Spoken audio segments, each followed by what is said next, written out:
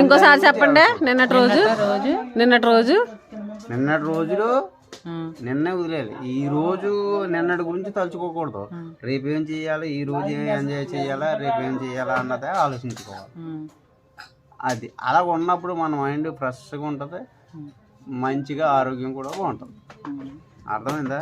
అందుకని మీకు ఇంకోసారి చెప్తున్నాను, ఎప్పుడైనా ఇల్లు ఆ సినిమా చూడకపోతే బాగున్ను, ఇలాగెళ్తే బాగున్ను, అలాగెళ్తే బాగున్ను, అది కొనుక్కోనకపోతే ఈ సంవత్సరం ఏం జరిగిందో గుర్తుపెట్టుకుని వచ్చే సంవత్సరానికి ప్రిపేర్ అయ్యి ఉండాలి. వచ్చే సంక్రాంతికి తెలుసా, ఉపయోగించుకోవాలి. నేను ఆల్రెడీ పొరపాటు మళ్ళీ జరిగిన పొరపాటుని రిపీట్ అవ్వకుండా తెలుసుకోవాలి. ఒకసారి పోయిన గతాన్ని ఒకసారి తెలుసుకుంటూ ఉండాలి. అది కూడా మర్చిపోకూడదమ్మా.